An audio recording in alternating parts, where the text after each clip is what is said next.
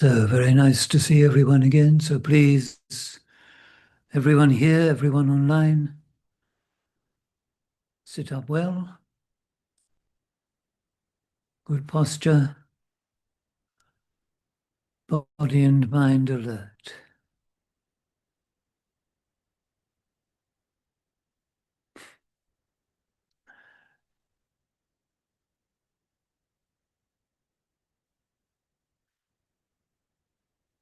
And try to sit so that now you will remain absolutely still for the next 55 minutes or so.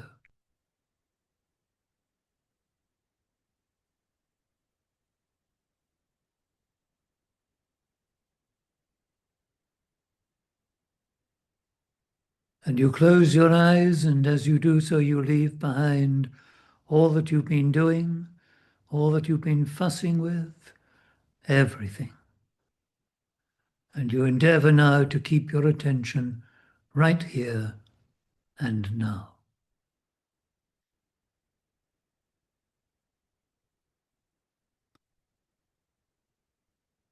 And we commence as usual by bringing to mind the Buddha, our great teacher and inspiration, recollecting his perfect mind, a mind that was not just clear of all imperfection, but far distant, far away from any kind of defilement, any form of greed, hatred, or delusion.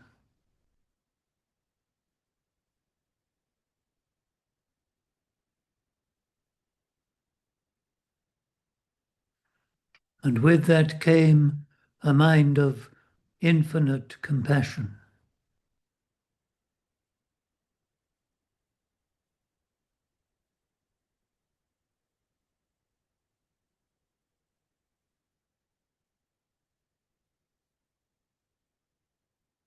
A truly great and wonderful being, perfect in knowledge and conduct.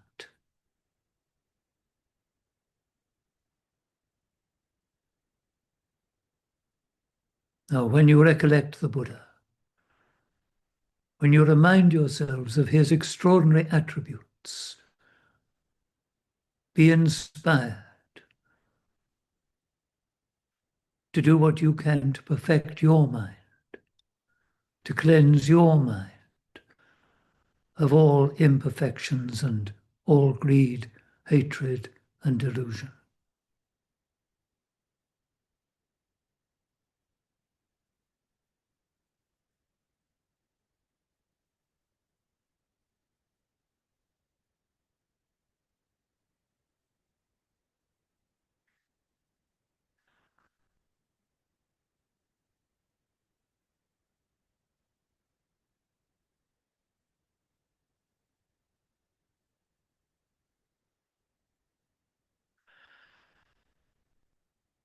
And to help yourselves, just remind yourselves now too of the importance of being kind to yourself, caring of yourself.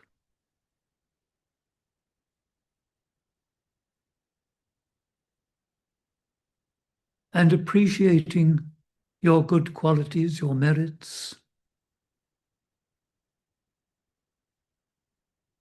and accepting things, at least for now.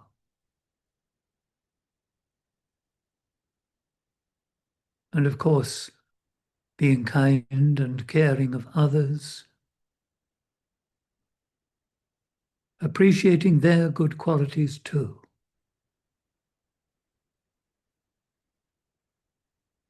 and being accepting of them.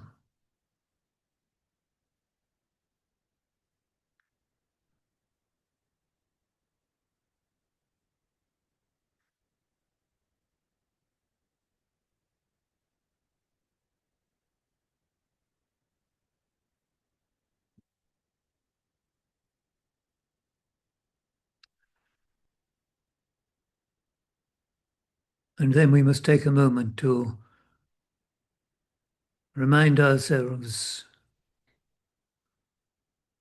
of the nature of our human existence.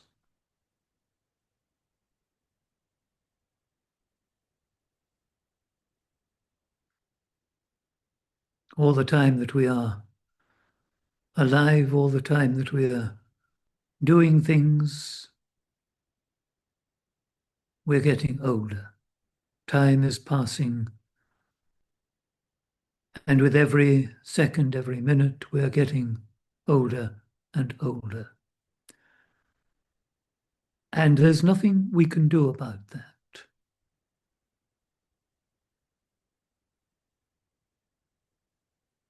And also, at any time, we may become unwell, catch some bug, meet with an accident. It's a precarious existence.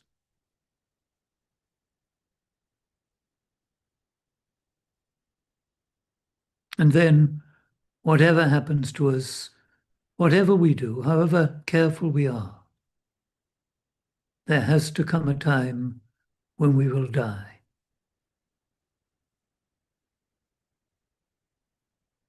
And everyone else, all our loved ones, all those you might be attached to,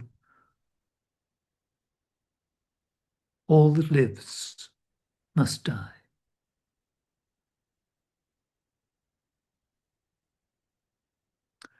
This is it.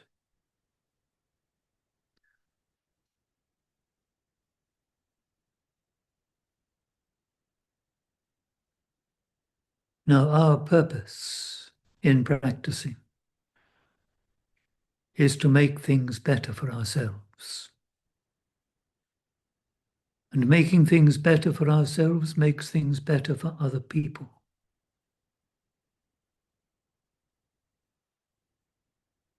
And ultimately, our practice is directed at freeing ourselves completely of all that spoils us and of the consequent round of rebirth.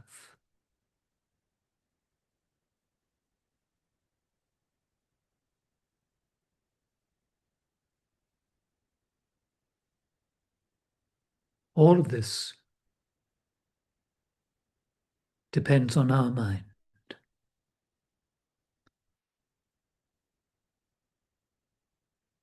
Mind precedes all things.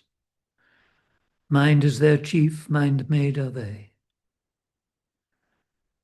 If you speak or act with an impure mind, then suffering follows, as the wheel the hoof of the ox.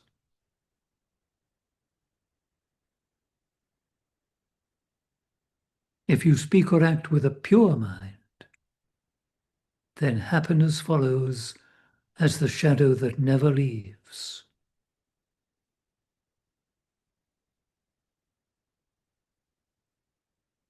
So determine now to cultivate your mind. And we begin that with concentration.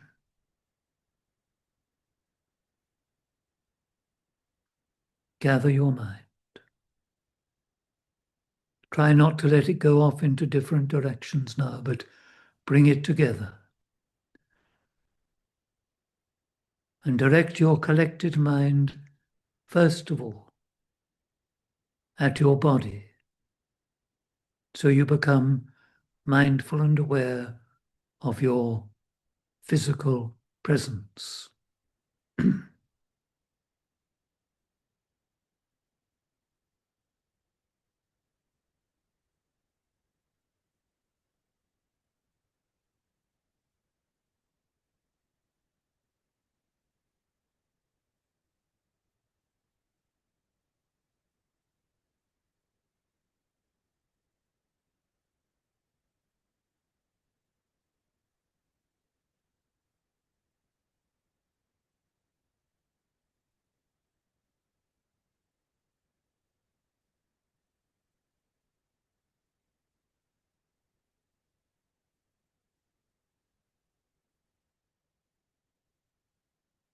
And then notice your breathing,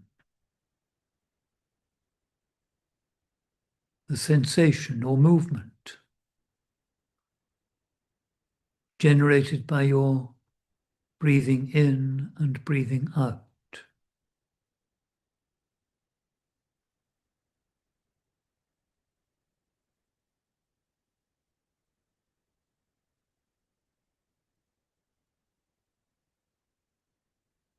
And focus your mind now on just how and where you perceive the breath.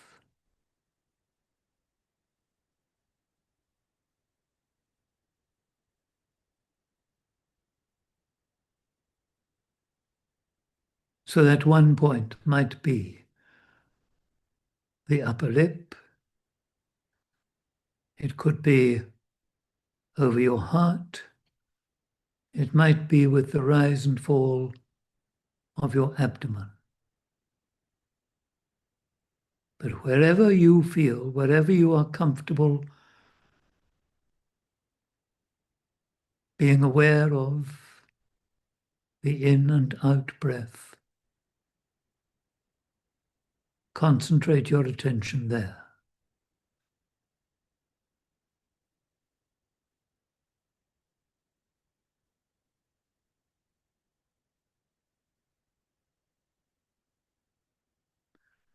So mindfully now you breathe in, mindfully you breathe out.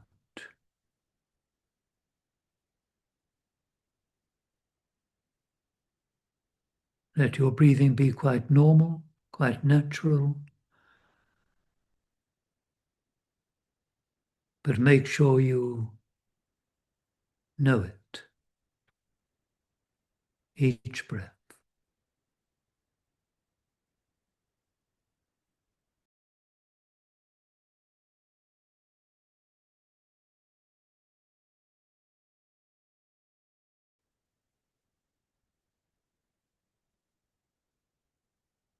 So please remain seated just as you are, just as you have been for the last 40 minutes.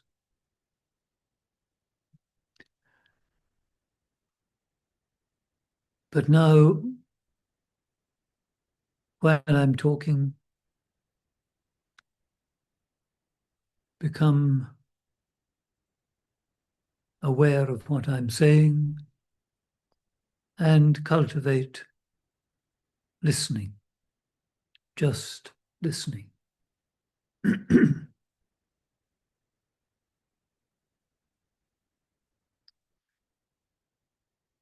So I began this evening by saying that we're practicing to make things better, but then also ultimately to free ourselves entirely of our defilements and to enable ourselves then to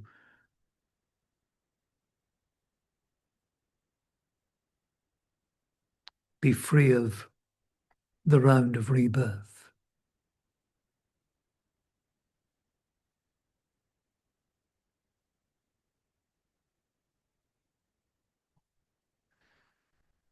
And everything for us depends on mind, on our mind, on our inner attitude. Of course, we experience all sorts of things. Throughout our day, there will be a number of encounters with situations and people and all sorts that we will have to adapt to. And how we adapt depends on our inner attitude, our mind. And so it's very obvious that if we want to make things better, we have to do something about our mind, about improving our state of mind and how we make those adaptations.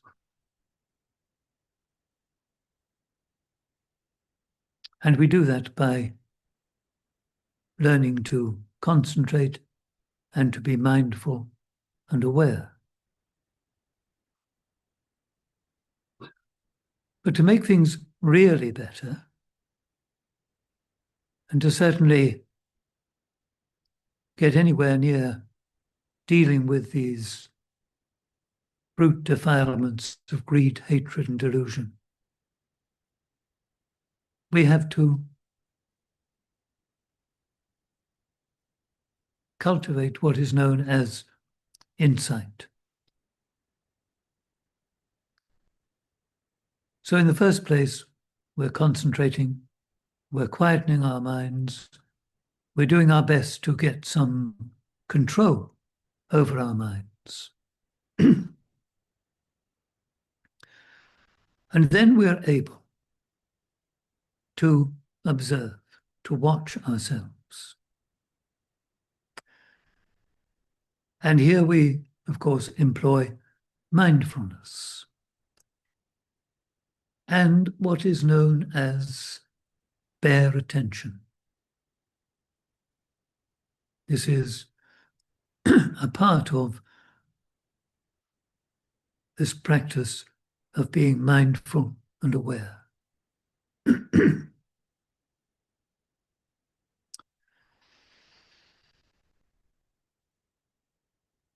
So here we come across a bit of a controversy. Because, of course, you could say, well, all you need to do is concentrate your mind and cultivate this bare attention.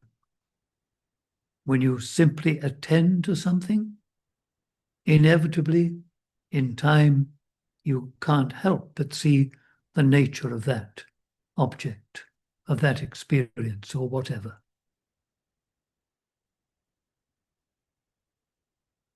And it's clearly a very sort of rational, sensible, and even scientific approach to things. You're not bringing views and opinions, doctrines, or anything like that to bear on what you're observing. You're just paying attention and letting whatever it is speak for itself. So then you may well say, well, if that's all we need to do, why should we need anything else that the Buddha taught? Why do we need the Noble Eightfold Path? Why do we need morality? Well, we need all of this because we need to be able to practice in what I would like to suggest we might call a safe space.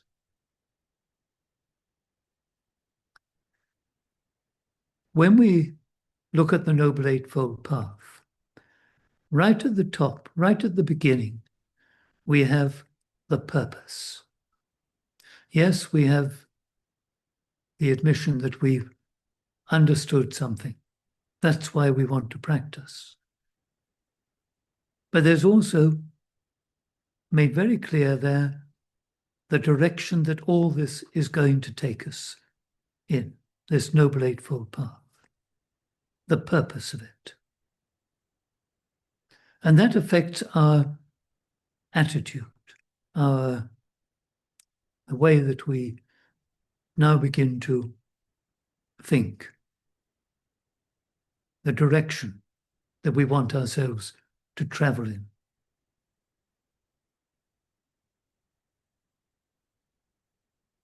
And out of that, of course, comes the moralities: right speech, right action, right livelihood.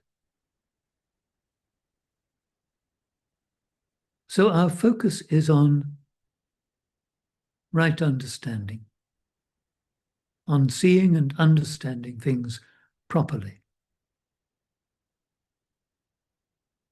And we're ensuring that we don't get involved in anything unethical, in anything that's going to trouble us or enable us or cause us to take a wrong turning.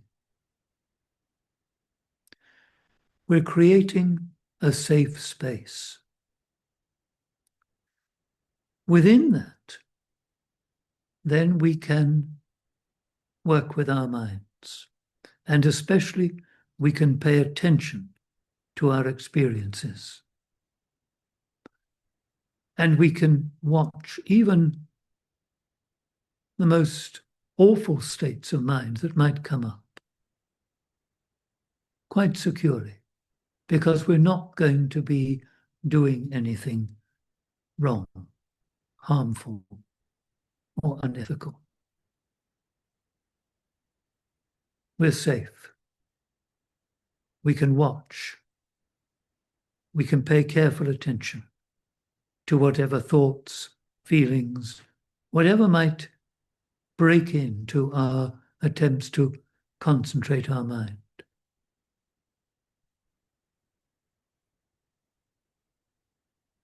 And so we will begin to see the nature of those thoughts and feelings and impressions and what have you. And of course, we will notice one of the first things that really begins to come home to us is that our world, our experience, our experiential world is here. It's all here, depending on our mind. Of course, there are things that we see out there and the various things going on and the noises.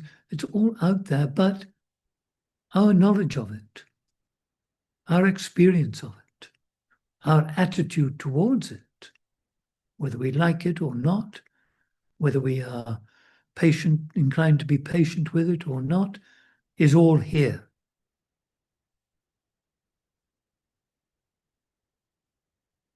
And then we see that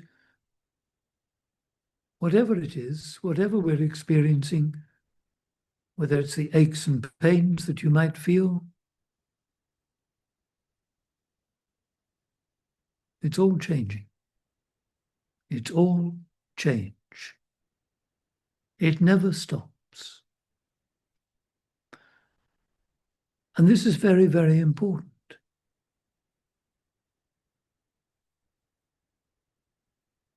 Yes, I'm sure we all know that things change, but we don't really know. We don't really relate to things as moving, changing experiences. And it's very necessary that we begin to see this and really understand it, that we really begin to have insight into the nature of our lives. Because then, when we begin to see that, the inclination, the desire to hold on to things weakens. It has to. Because we see that it is not possible to hold on to everything, to our thoughts, our views and opinions, and all the rest of it. And we can do all this because we're within a safe space. That's what the Noble Eightfold Path gives us. We're doing it for a sound, ethical purpose. We're not doing it in order to do some wrong, to hurt someone. We're doing it to further our understanding and to enable us to make things better. Better for ourselves, better for everyone else. And because we're observing precepts, because we're committed to right speech, right action, right livelihood, we're going to refrain from doing anything which is harmful. We will not act out any of the thoughts or feelings that might appear. We can observe them.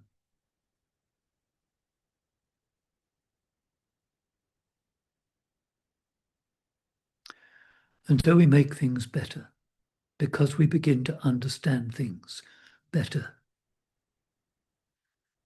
And our desire and attachment weakens. And you will remember that the Buddha pointed out that both desire and attachment, these bring suffering. When we're trying to hold on to things that can't be kept, can't be held, then we bring into our lives a tension, a stress, which is uncomfortable and unnecessary.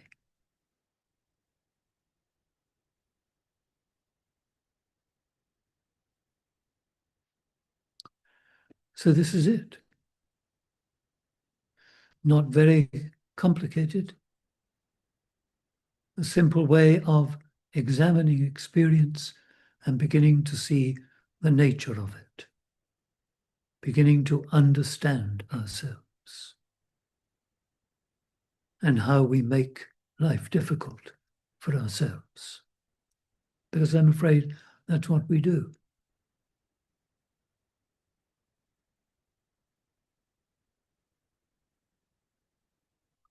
So I think that's enough from me for tonight.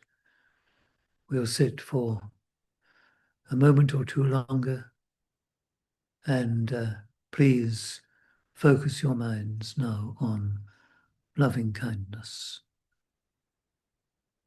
for yourself and for everyone and everything.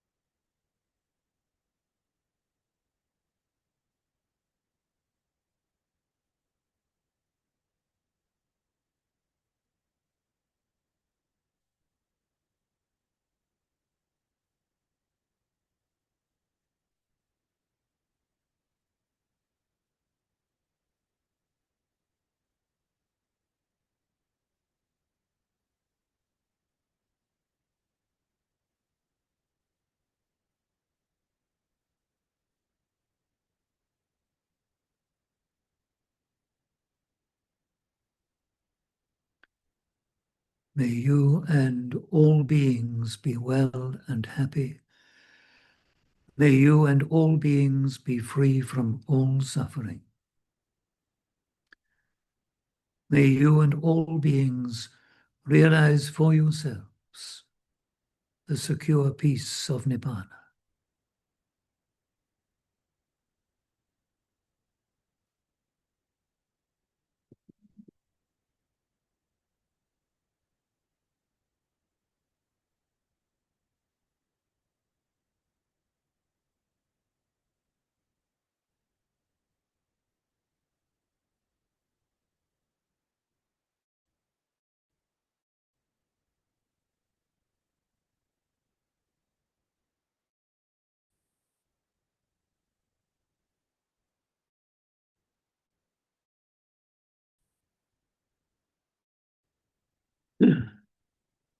Arahang Sama Sambuddho Bhagava Buddhang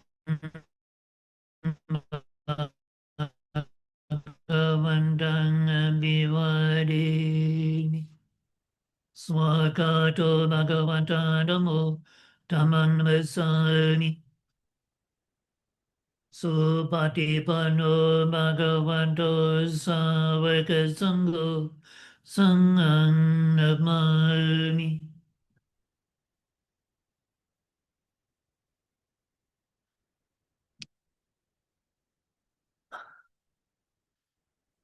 So thank you all very much for coming. Very good to see you. I hope you have a good week and we'll meet again soon.